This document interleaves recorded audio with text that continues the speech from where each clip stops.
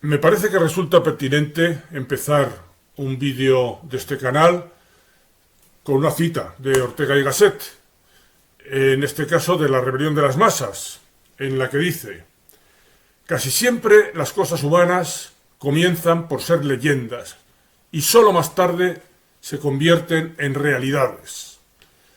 Lo que, traducido a los esquemas de lo que en este vídeo intentaremos hacer, viene a querer decir que antes de que los acontecimientos irrumpan en el mundo de los hechos, han vivido su fase preparatoria en ese otro ámbito mítico que se incuba en el estrato psíquico de los individuos. En suma, que el nazismo se fraguó antes en ese estrato psíquico que en los acontecimientos manifiestos. Fue primero, como dice Ortega, una leyenda, un mito, una ensoñación, que después se convirtió en realidad. El irracional sustrato emocional se reviste como mito o como leyenda, y ese mito empuja los acontecimientos para que sea la realidad finalmente la que sirva de vestidura al mito. El nazismo, pues, fue la vestidura de procesos psíquicos irracionales, cuyo contenido interesa conocer, si queremos entender por qué ocurrió algo tan espeluznante. Y nos centraremos, sobre todo, en el estudio de la personalidad de Adolf Hitler, porque no fue un elemento ajeno a la forma de ser de los alemanes de entonces, sino especialmente representativa esa forma de ser de un gran número de ellos, de un gran número de alemanes. Y es que el fenómeno de Hitler y el nazismo cuenta con la peculiaridad de haber sido respaldado por una gran parte de la población alemana, y eso es algo que no es fácil de entender, especialmente al considerar que Alemania, en el tiempo en el que el nazismo surgió, era la nación más culta y tecnológicamente avanzada de la Tierra. O lo que es lo mismo, la nación en la que la civilización y la racionalidad habían llegado a sus más altas cotas. Para intentar entender cómo pudo ocurrir aquello, habrá que indagar, pues, como decimos, en otros planos diferentes de la racionalidad, que parece indudable que discurrieron en paralelo a esos que hacían de Alemania un país tan civilizado. Por eso parece imprescindible echar mano de la psicología, que debiera de ayudarnos a entender esos otros planos irracionales. Usaremos, pues, del caso de Hitler y su personalidad como hilo conductor desde el que podamos extrapolar a esa gran parte de la población alemana que, como a un siniestro y terrorífico flautista de Hamelin, le siguió fascinada. Adolf Hitler nació el 20 de abril de 1889 en Braunau, una ciudad austríaca próxima a la frontera alemana, y murió el 30 de abril de 1945, suicidado en el búnker de Berlín. Vivió, pues, 56 años.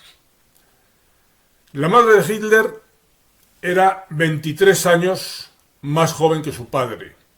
El padre, Alois Hitler, era borracho, pendenciero, irritable y un tirano que propinaba palizas a su mujer, Clara Hitler, de vez en cuando, y de una manera cotidiana a sus hijos.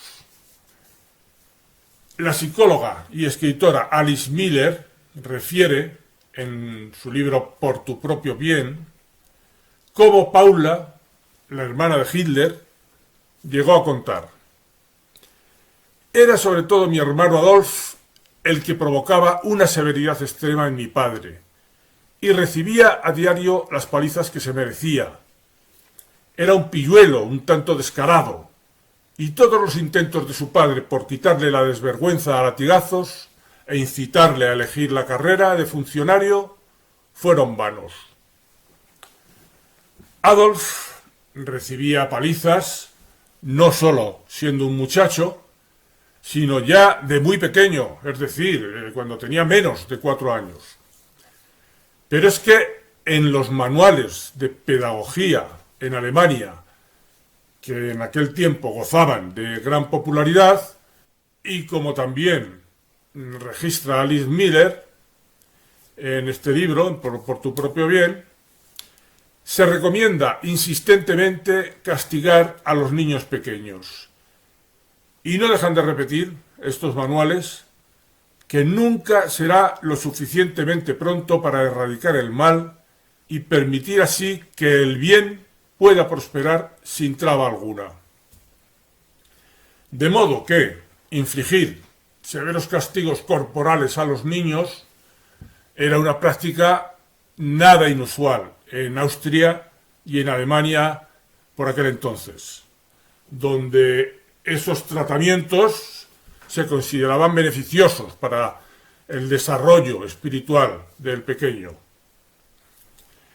Desde aquí se puede entender bien esto que Hitler, demostrando que había aprendido bien la lección, que aprendió la lección de esta pedagogía a través de su padre, escribió en su libro, Mi lucha: mi pedagogía es dura.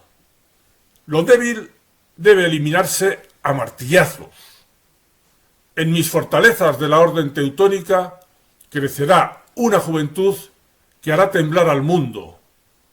Quiero una juventud violenta, dominante, impávida, cruel. La juventud ha de ser todo esto, ha de soportar dolores. En ella no debe haber nada débil ni tierno. La fiera libre y espléndida deberá brillar nuevamente en sus ojos. Quiero una juventud fuerte y hermosa. Así podré crear algo nuevo.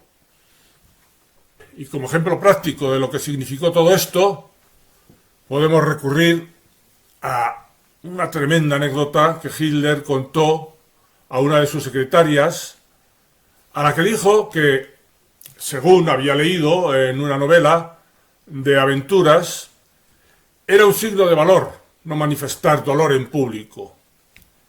De modo que, abro comillas, me propuse no dejar escapar ni un ay la próxima vez que mi padre me pegase.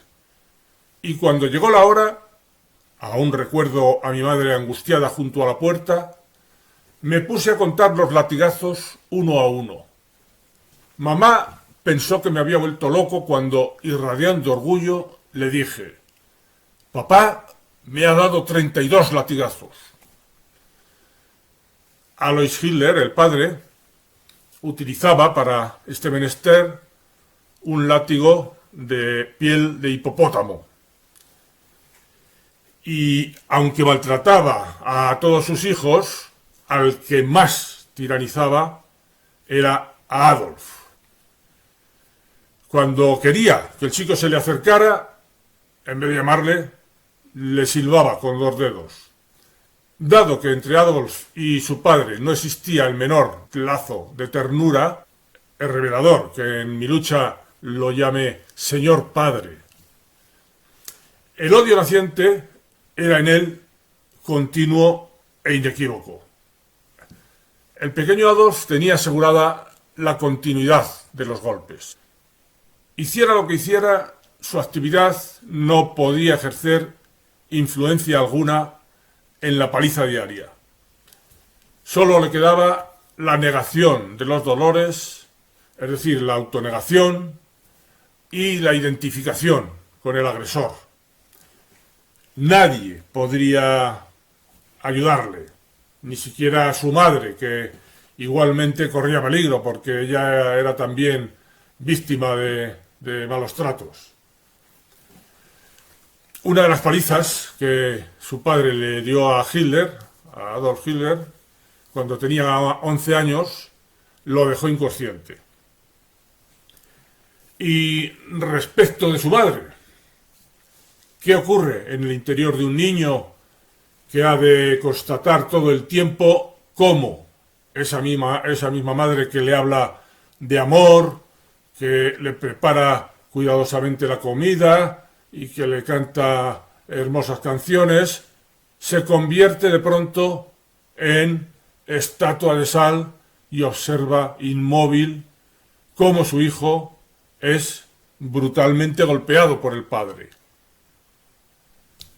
La siguiente descripción de la masa humana por parte de Hitler en Mi lucha, cuando, según aquel esquema de Ortega, ya las emociones se habían traducido en leyenda y la leyenda estaba preparando su paso a la realidad, nos dará esa descripción de la masa una idea sobre cuál era su modelo de feminidad. Dice Hitler: la psique de la gran masa es reacia a todo cuanto sea débil e inseguro, al igual que la mujer, que prefiere inclinarse ante el fuerte antes que dominar al débil. Así también la masa ama al dominador más que al suplicante. Ese dominador respondería, evidentemente, a su modelo paterno, y este suplicante sería la imagen de él mismo de niño mientras le azotaban. Resulta especialmente significativa, esto lo cuenta Juan Antonio Vallejo Nájera en su libro Locos Egregios, su conocida atracción por la cabeza de Medusa pintada por von Stuck, cuyos ojos, de mirada fascinadora, que convertía a los hombres en piedra, dijo Hitler que le recordaban los de su madre. Y asimismo, la proyección o ampliación de la relación afectiva con su madre a otras situaciones que la simbolizan, Alemania, por ejemplo, subyace como permanente motor del psiquismo de Hitler. La estructura de la familia de Adolf Hitler podía caracterizarse sin duda como prototipo del régimen totalitario, cuyo único amo, indiscutible y tan a menudo brutal, es el padre. La mujer y los hijos se hallan totalmente sometidos a su voluntad, a sus estados de ánimo y caprichos, y deberán aceptar humillaciones e injusticias sin rechistar, y agradecidos además. La obediencia es su principio vital más importante. El niño Hitler jamás tuvo derecho a dudar de la validez de estas decisiones. Replicando el modelo, el mismo derecho, es decir, ninguno, tenía un ciudadano corriente del Tercer Reich a poner en cuestión las decisiones del Estado o de la Gestapo. Adolfo mostraba rechazo, especialmente en su etapa juvenil, hacia la imagen del padre. La vida del funcionario de este, que él, el padre, quería para su hijo, carecía de todo atractivo para Hitler hijo. El caso es que a partir de la adolescencia se estaba produciendo en Alemania un peculiar fenómeno que el psicoanalista Erik Erikson considera que, dadas las formas educativas propias de aquel país entonces, resultaba ser generalizado. Estas formas educativas de los padres hacia los hijos eran especialmente duras y severas en Alemania y en Austria. Lo que ocurría en el hogar de Hitler no era del todo excepcional, lo cual derivaba en dos resultados posibles al llegar la adolescencia o primera juventud, que Erikson comenta de esta forma.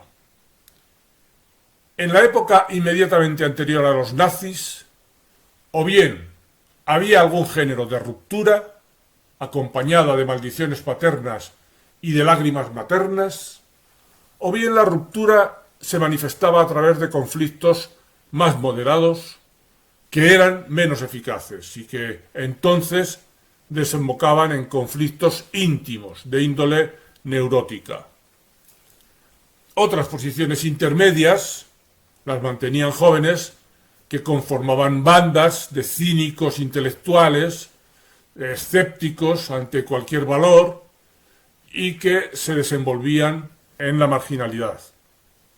Escribe Alice Miller, esta vez en La llave perdida, otro de sus libros, dice, abro comillas, quien como Hitler y sus más inmediatos seguidores haya estado durante toda su infancia falto de una alternativa a la dureza, la violencia, el abuso de poder y la frialdad, quien haya vivido bajo el desprecio de toda forma de debilidad, ternura y vivacidad, considerará plenamente correcto el ejercicio de la violencia.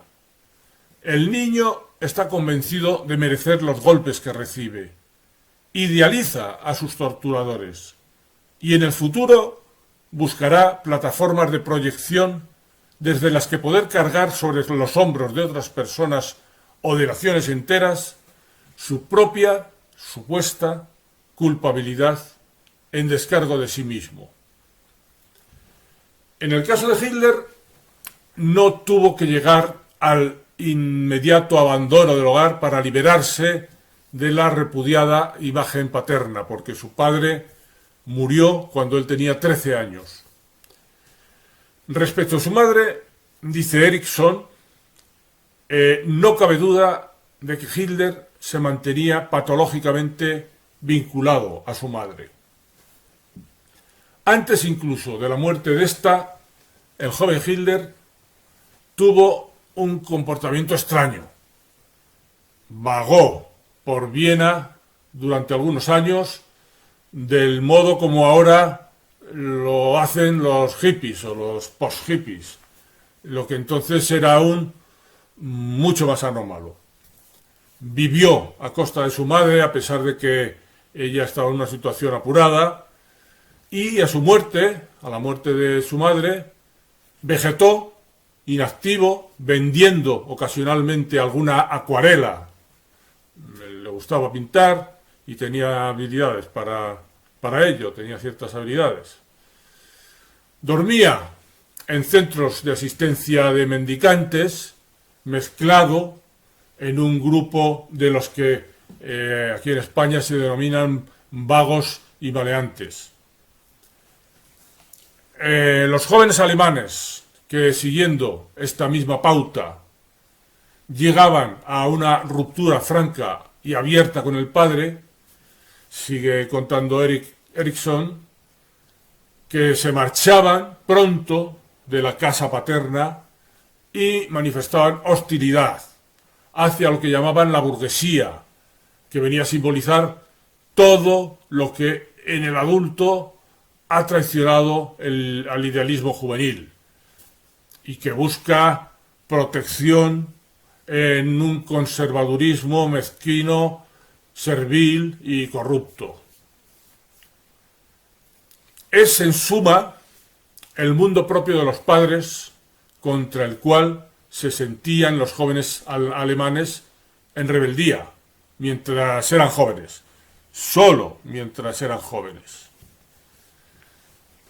Entretanto, la añoranza de la madre se mantenía viva en el imaginario de estos jóvenes y se expresaba simbólica o sustitutivamente en su intento de restablecer un contacto con la naturaleza, la madre naturaleza, con la que buscaban una mística y romántica comunión.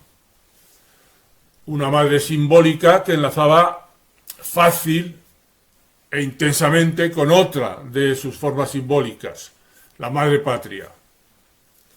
Seguimos viendo pues cómo la emoción, la nostalgia de la madre en este caso, se reviste de leyenda, del mito de la madre naturaleza y de la madre patria, y esta leyenda, como venía a decir Ortega, prepara el camino que conduce más tarde a acontecimientos prácticos, a realidad.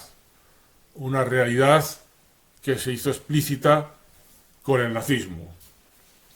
Aclaremos que, por supuesto, las realidades simbólicas de la madre naturaleza, la madre patria, pueden conducir a expresiones mucho más constructivas de lo que ocurrió con el nazismo. Este mito de la madre naturaleza vino a servir de prolongación al movimiento romántico alemán, y con él se destacó la importancia del Volk. El Volk es la nación, el pueblo. Se destacó la importancia del Volk, de su mitología y su asentamiento natural en el paisaje alemán. Sobre todo se pensaba en este ámbito mitológico en los bosques umbríos y misteriosos de Alemania, y como escribió Otto Melling, un autor de novelas históricas, en un artículo publicado en Die Tat, El Hecho, el órgano del movimiento romántico Volk, decía allí: la campiña es el paisaje peculiar de cada pueblo y cada raza. Si se destruye el paisaje o el Volk se separa del paisaje, el alma muere. Los judíos no eran un Volk, una nación, porque habían perdido el alma, carecían de arraigo.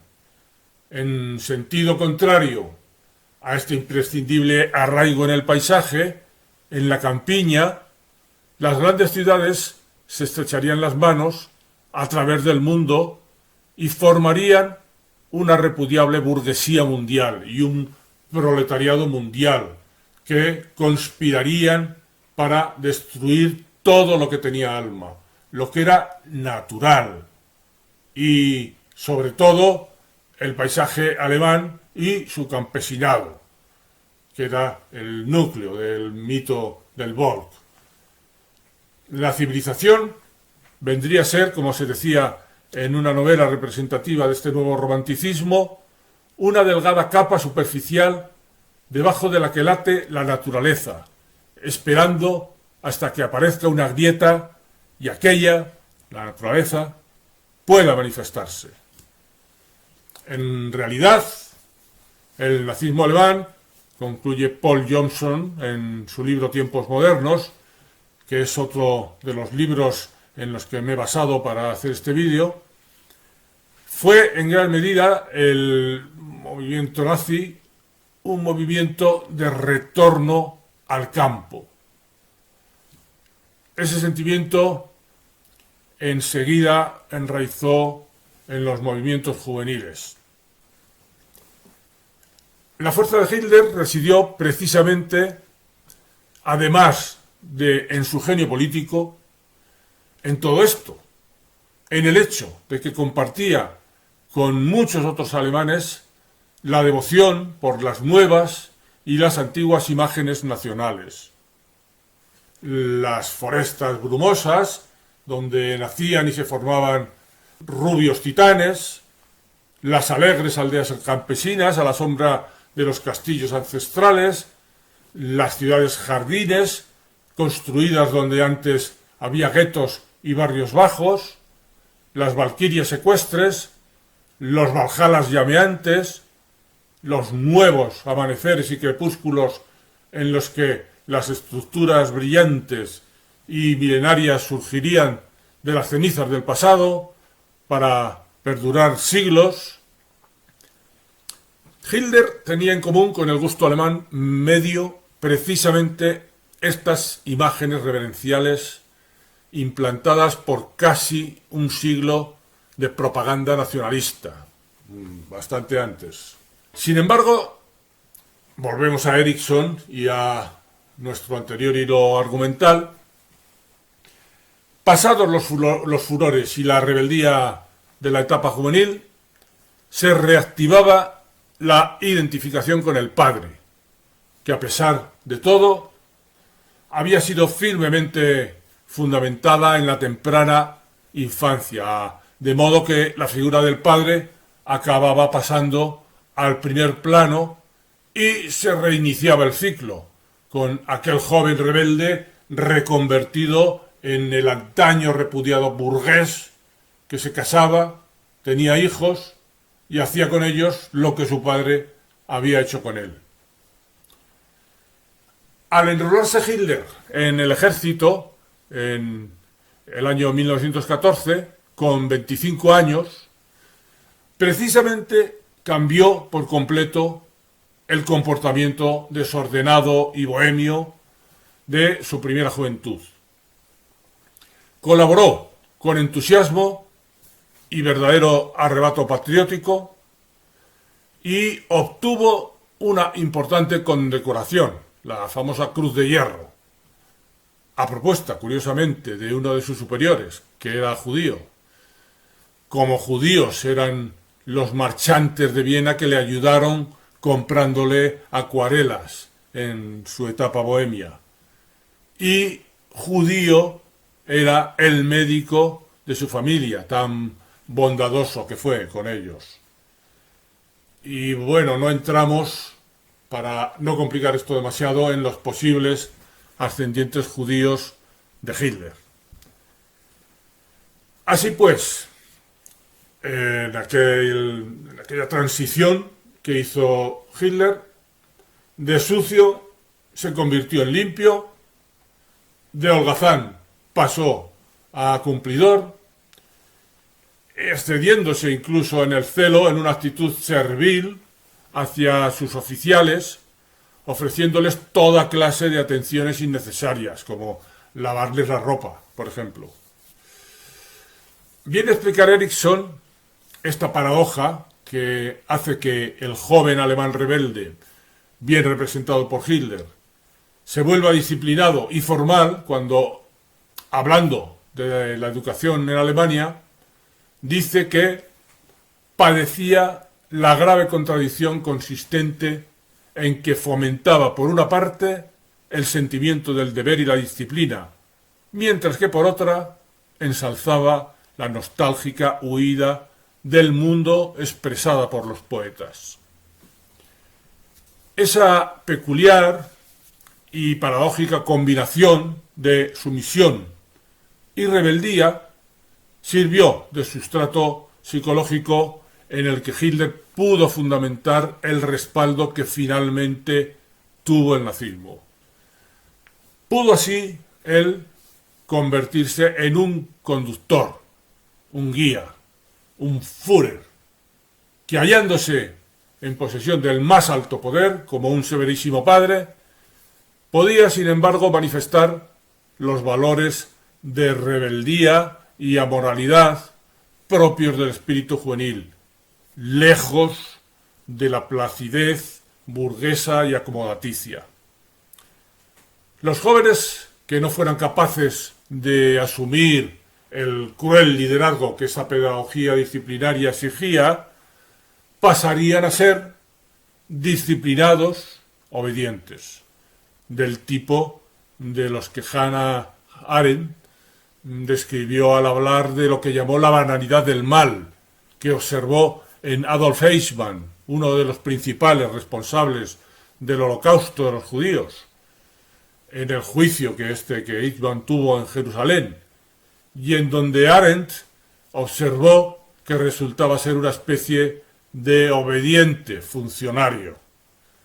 Después, claro está, de incorporar esta peculiar pedagogía derivada de aquella pedagogía disciplinaria de la que hablamos y que anulaba su sentido moral también ante las crueldades que cometió el nazismo.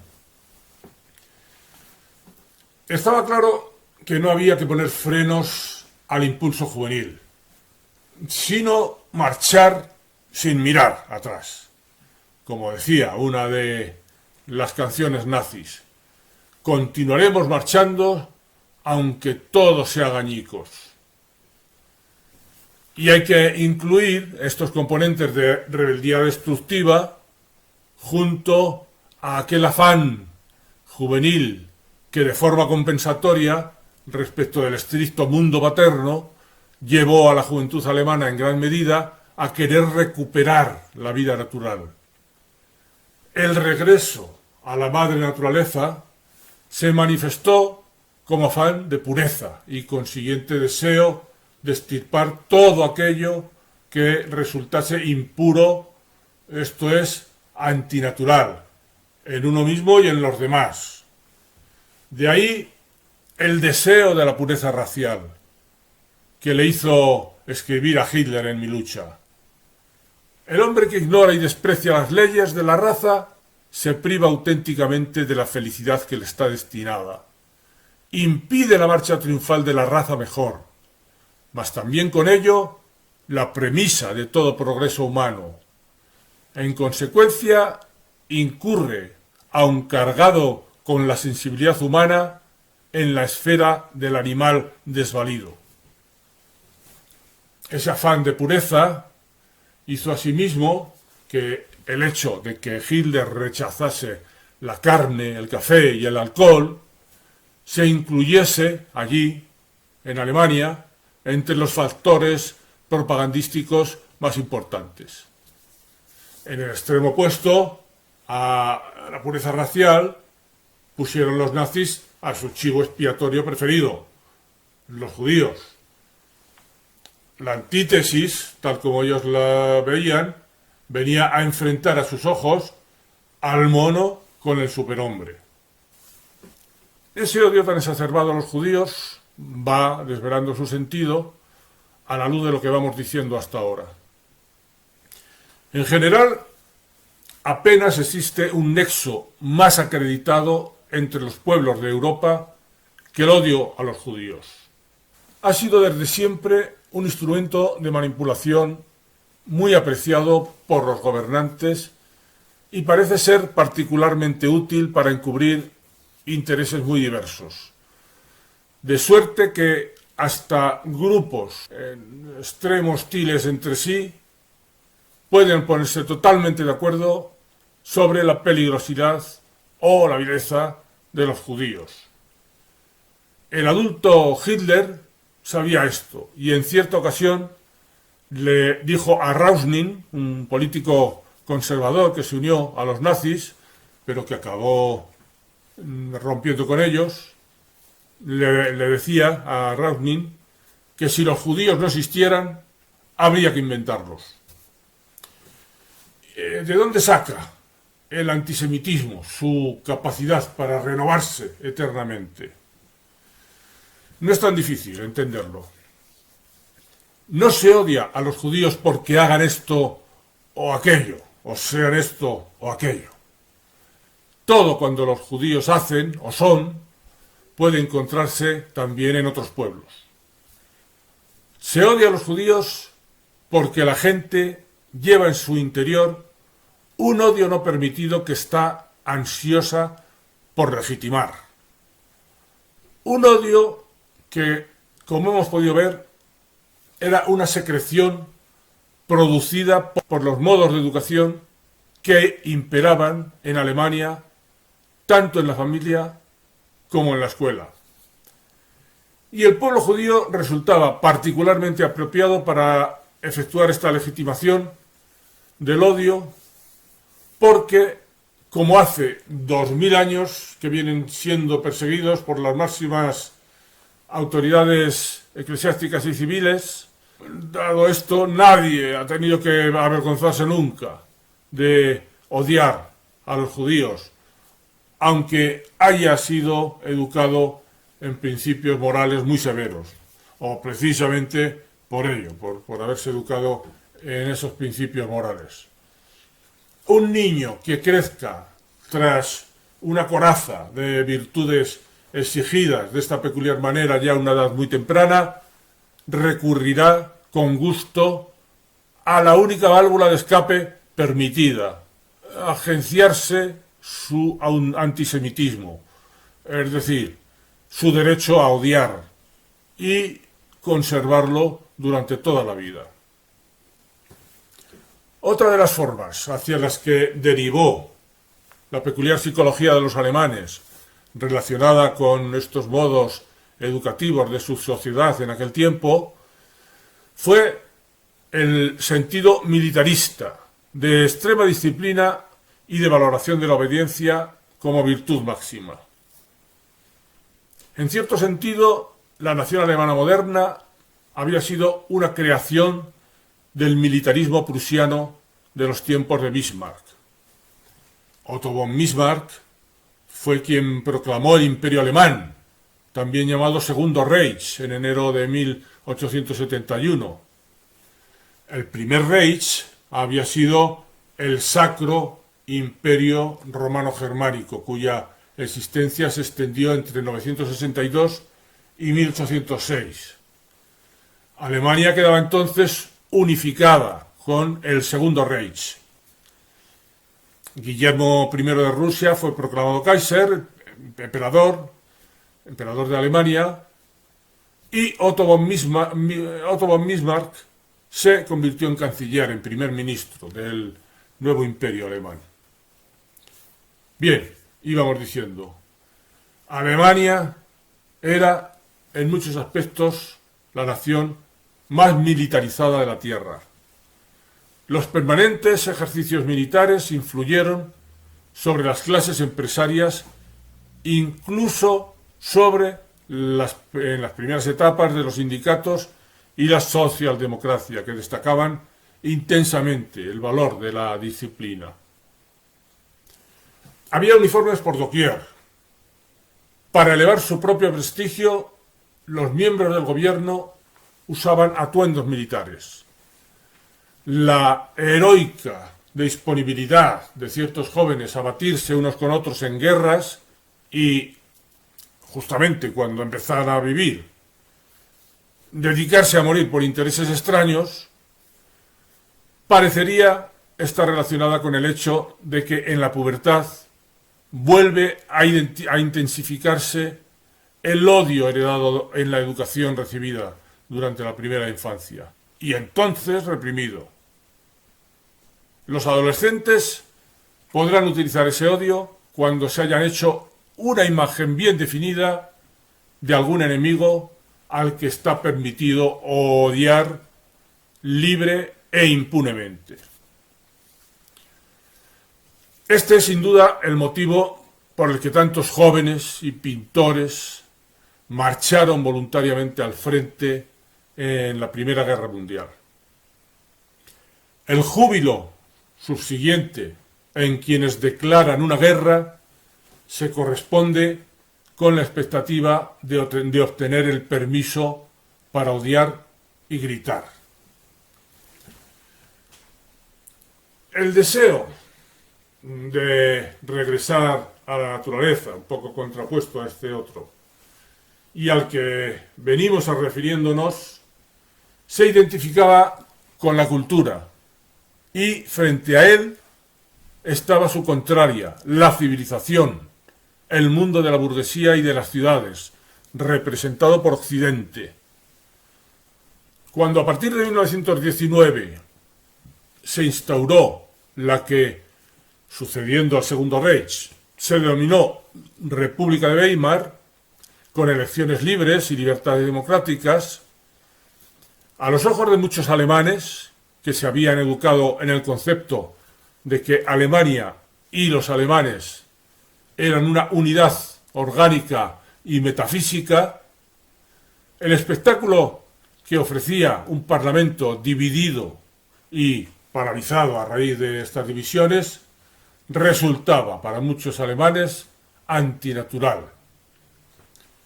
Y es que la característica principal del régimen alemán de la preguerra había sido el antiliberalismo. La casta gobernante odiaba odiaba con pasión a Occidente, tanto por sus ideas liberales como por el grosero materialismo y la falta de espiritualidad que a su juicio esas ideas expresaban. Deseaban mantener pura a Alemania frente a Occidente, y este era uno de los motivos de los planes de conquista medieval y asentamiento en el este, hacia los que empujaba la idea de asegurarse el espacio vital, un concepto importante a la hora de entender el nazismo, así como de formación de un imperio continental que independizaría a Alemania del sistema mundial anglosajón, el representativo de Occidente. Estos hombres del Este, así llamados hombres del Este, formulaban, como decíamos, una distinción fundamental entre la civilización, a la que definían como una entidad desarraigada, cosmopolita, inmoral, antigermana, occidental, contaminada desde el punto de vista material y racial, y por otro lado la cultura, que era pura, nacional, alemana, espiritual y auténtica. La civilización, la pervertida civilización, impulsaba a Alemania hacia el oeste. La cultura, propia de los alemanes genuinos, hacia el este, en dirección hacia su espacio vital. La verdadera Alemania no era parte de la civilización internacional en general, sino una cultura, raza propia, desde el punto de vista de estos alemanes, los que se consideraban alemanes genuinos. A los ojos de todo este sustrato de la población alemana, cuando los alemanes respondían a la atracción del oeste, afrontaban el desastre. Cuando, por el contrario, perseguían su destino en el este, realizaban su ser auténtico. La mayoría de los alemanes atribuía la pérdida de la guerra, de la Primera Guerra Mundial, al derrotismo y la traición de los hombres del oeste, los mismos que después habían firmado el armisticio, aceptado el desastroso Tratado de Versalles y creado la República de Weimar y afirmado el consiguiente dominio de los partidos. Por lo tanto, los occidentales eran a sus ojos los responsables de todos los infortunios de Alemania en el mundo de la posguerra. Una consecuencia muy lógica, porque eran los títeres, así se les consideraba, los títeres y los agentes a sueldo de los políticos del oeste, en París y en Londres, y de la comunidad financiera internacional, de Wall Street y de la City. El puesto avanzado que todas estas potencias mantenían en Alemania era, según estos alemanes, entre comillas, genuinos, el Parlamento de Weimar. Por el momento, los occidentales habían vencido.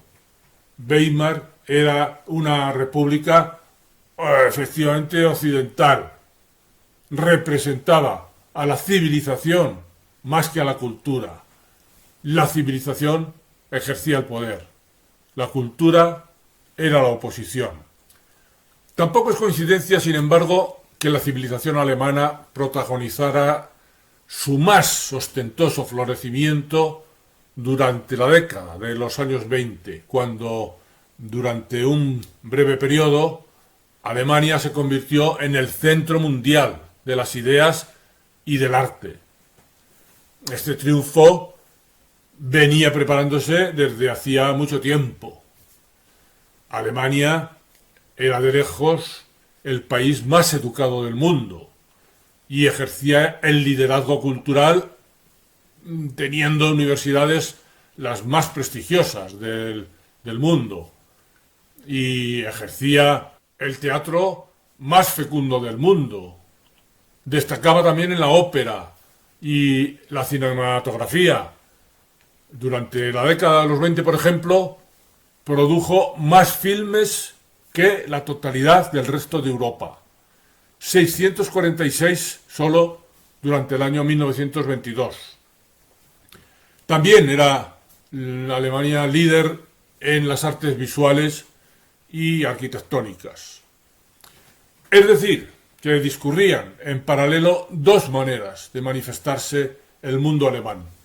Por un lado, la Alemania de Weimar era la vanguardia de la civilización, pero en sí mismo eso era provocativo para los que ya sabemos que se conocían como hombres del Este. Estos lo denominaban Kulturbolschewismus, bolchevismo cultural.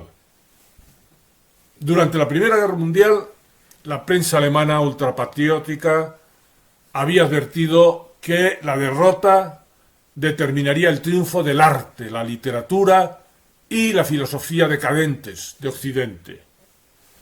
Las obras interpretadas en los teatros y los clubes nocturnos de Berlín mostraban menor grado de inhibición que en cualquier otra de las grandes capitales. Las piezas teatrales, las novelas, incluso los cuadros, abordaban temas como la homosexualidad, el sadomasoquismo, el travestismo y el incesto. En Alemania, las obras de Freud fueron asimiladas de un modo más completo por la intelectualidad e influyeron sobre la más amplia gama de expresiones artísticas. El enfoque que los hombres del Este aplicaron a este dominio cultural del Oeste fue auténticamente paranoico. Y, por supuesto, en la base de la paranoia, reforzándola, estaba la creencia de que la cultura de Weimar era inspirada y controlada por los judíos. En todo caso, existían pruebas suficientes que conferían verosimilitud a la teoría de la conspiración cultural judía, porque eran muchos los judíos que sobresalían en ese ambiente cultural.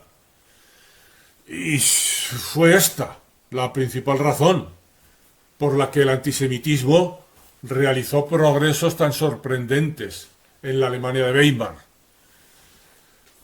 Cumplían los judíos un papel equivalente en el antisemitismo alemán al que tenía la burguesía en los regímenes marxistas.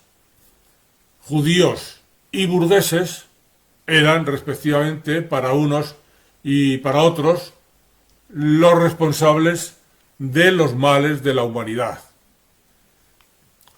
Unas y otras explicaciones paranoicas de la conducta humana, cuando se basa en el odio y el resentimiento y en la necesidad de dar a estas emociones una vestidura. Otra idea clave en el imaginario colectivo de gran parte de los alemanes de entonces, y a la que ya nos hemos referido mínimamente, fue la del cerco y el espacio vital de los alemanes, que sentían como amenazado. Esa idea era una elaboración secundaria del retardado impulso unificador en Alemania, que no consiguió alcanzar la unidad nacional hasta 1871, que junto a Italia fue la unificación más tardía de las grandes naciones europeas. Lo que, unido al hecho de que durante casi toda su historia el territorio de Alemania fuera invadido a menudo y estaba expuesto especialmente, pues esto favoreció el sentimiento de vulnerabilidad en la sociedad alemana, que reactivamente o compensatoriamente generó esa sobrecompensación nacionalista. El sentimiento de identidad se exacerbó, pues, como modo de contrarrestar su vulnerabilidad, su todavía incipiente y frágil unidad, acentuada esta fragilidad a raíz del Tratado de Versalles, posterior a la derrota alemana en la Primera Guerra Mundial, tratado que siempre se consideró gravemente injusto por parte de los alemanes. A la abrumadora mayoría de los alemanes se les había enseñado, y así lo creían, que las causas principales de la guerra, de la Primera Guerra Mundial, habían sido el expansionismo ruso y la rivalidad comercial británica. Para Alemania había sido una guerra defensiva, de supervivencia, y en este sentido de fortalecer el sentimiento de lo alemán, uno de los temas preferidos por Hitler en sus discursos fue el de referirse a los millones de alemanes que vivían fuera del Reich y que estaban esperando ser redimidos. De este modo se veía a las potencias europeas como cercadoras de Alemania y cuyas cabezas principales estaban situadas en París, Londres, Roma y Moscú. En consecuencia, había que fortalecer Alemania para lograr vencer a esas potencias, ocupándolas durante un tiempo lo bastante prolongado como para anularlas durante los 1000 años que decía Hitler que tenía que sobrevivir el Tercer Reich.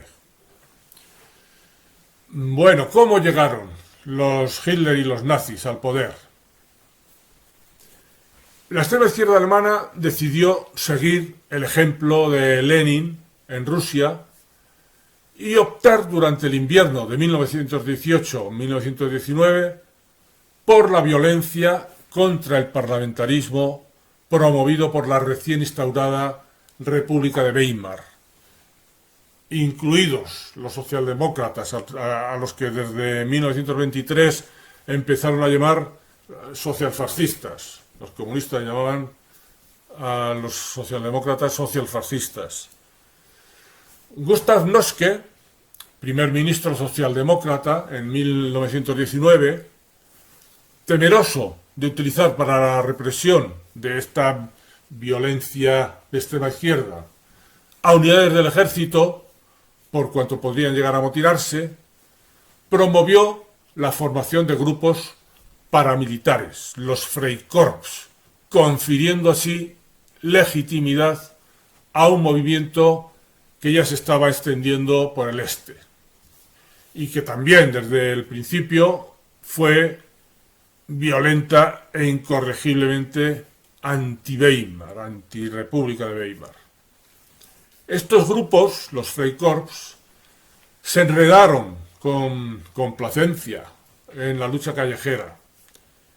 Y de uno de esos grupos, el Partido Obrero Alemán, surgió el Partido Nazi, con las SA, los camisas pardas, como recordatorio de sus orígenes en esos Freikorps.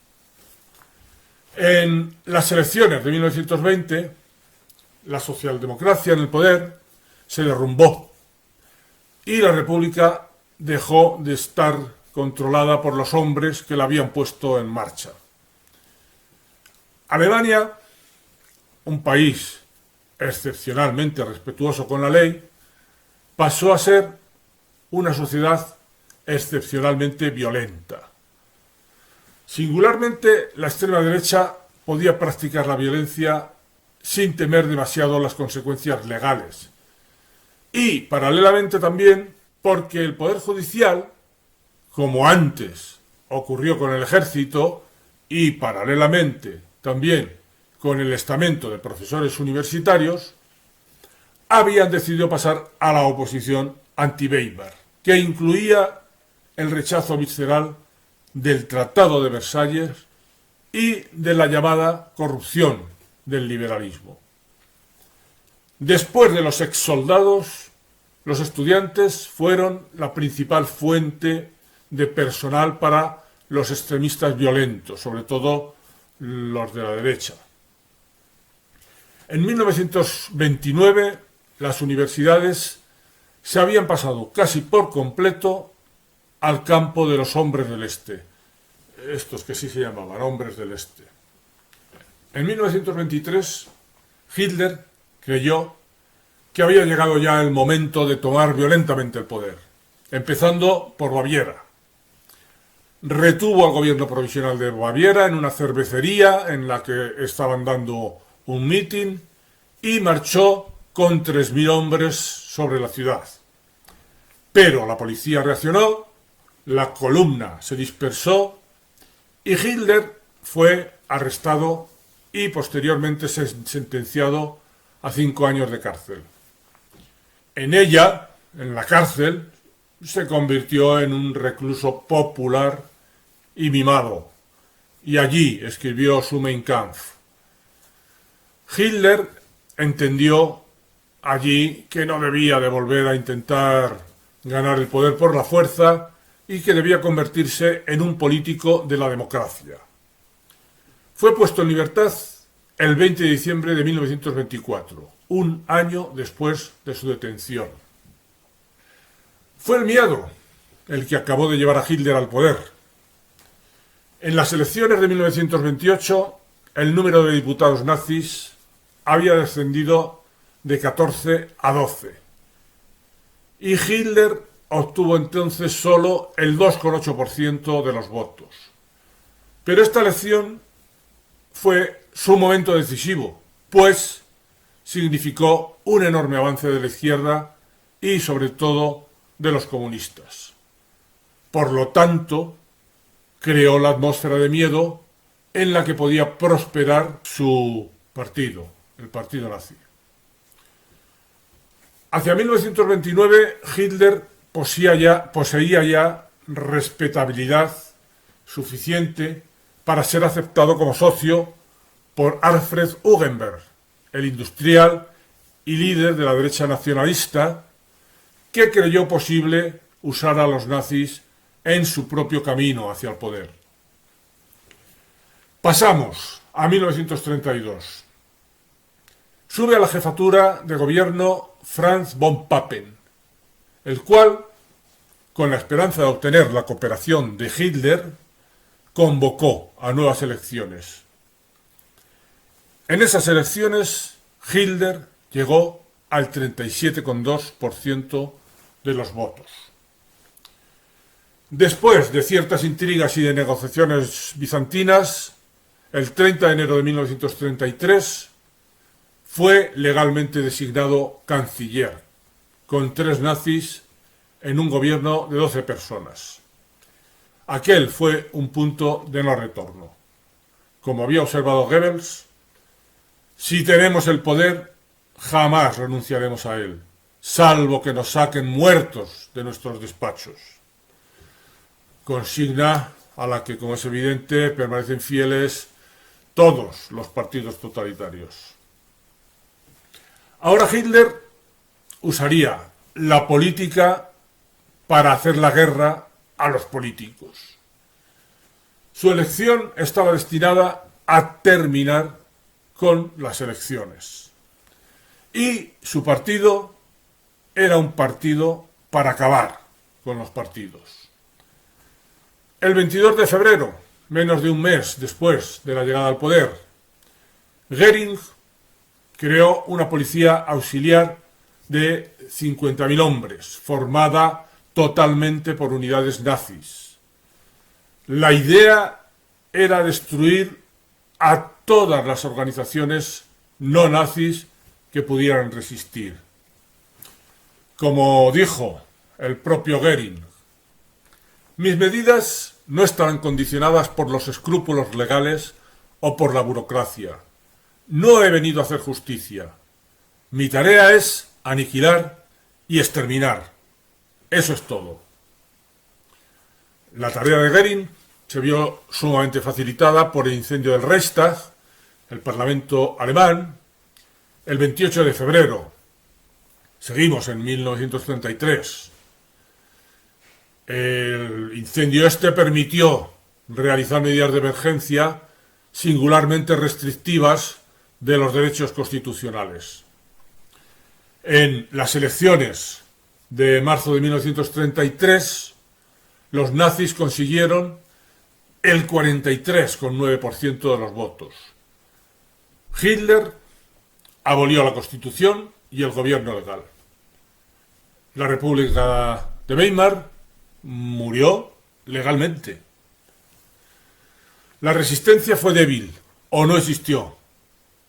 En junio se decretó la disolución de todos los partidos, excluido el nazi. El terror ahogó toda posible oposición. En julio de 1934, Hitler acabó con los competidores dentro de su partido. Mandó asesinar a Rohem, que dirigía a las SA, los camisas pardas, y a alrededor de 150 personas más.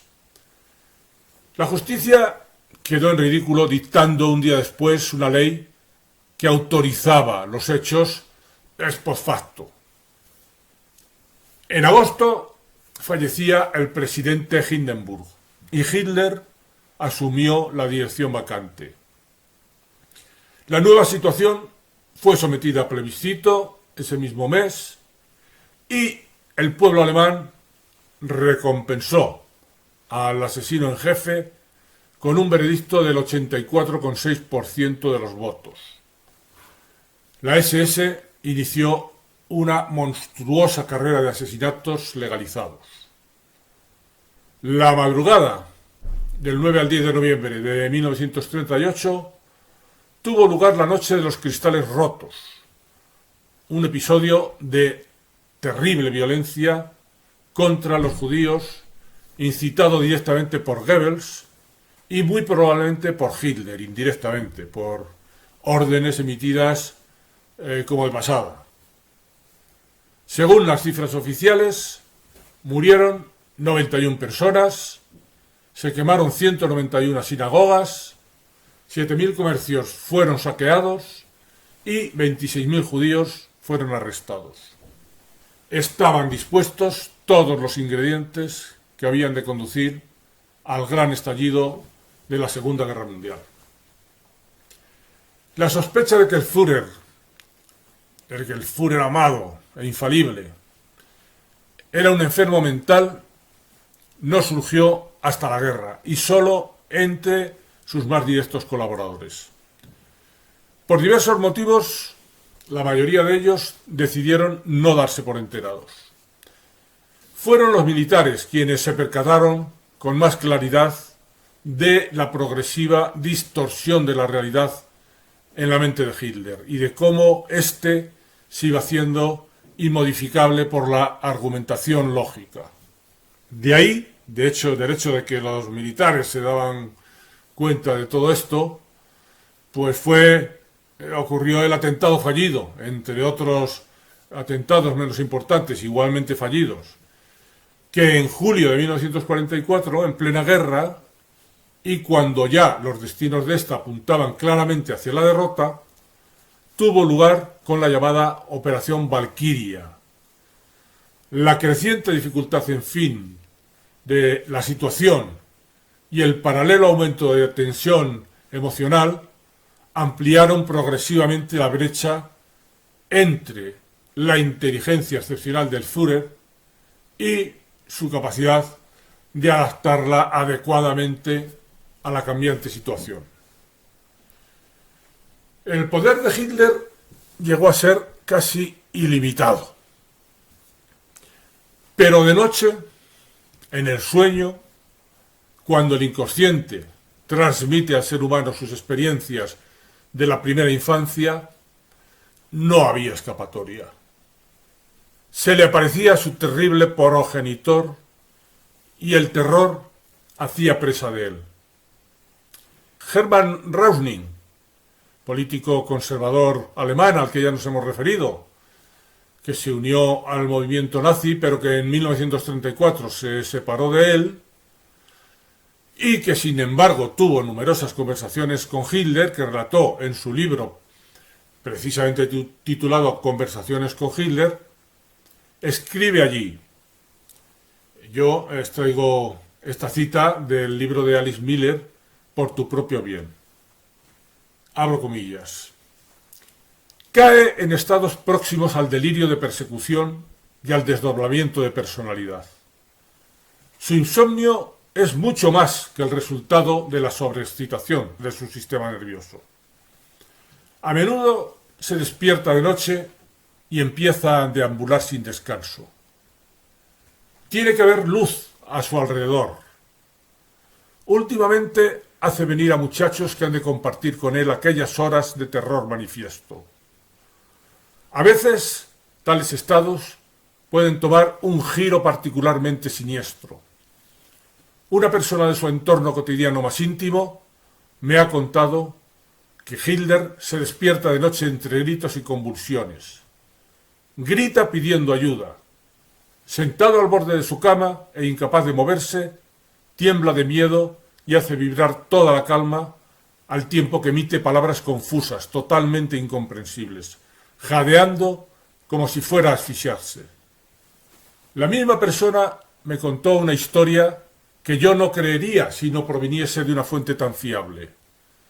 Hitler, de pie, en su habitación, tembloroso y lanzando a su alrededor miradas enloquecidas.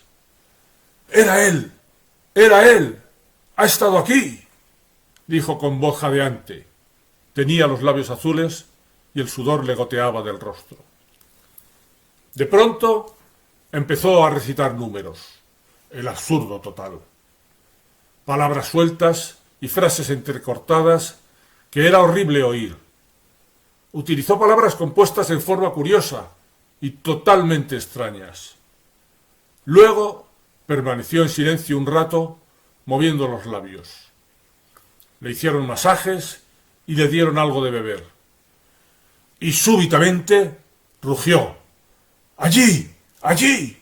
¡En el rincón! ¿Quién está allí?, pateando el suelo y gritando, como es costumbre en él. Le hicieron ver que en el rincón no había nada extraordinario, y poco a poco se fue calmando. Después durmió varias horas y las cosas volvieron a ser soportables por un tiempo. Hasta aquí esta larga cita. Las sensaciones de miedo que reprimiera en su infancia al contar los golpes propinados por su padre asaltaban ahora a ese adulto en la cúspide de su carrera de éxitos bajo la forma de pesadillas repentinas e inevitables en la soledad de la noche. Hasta aquí este largo vídeo dedicado a Hitler y al nazismo. Hasta otro vídeo, amigos.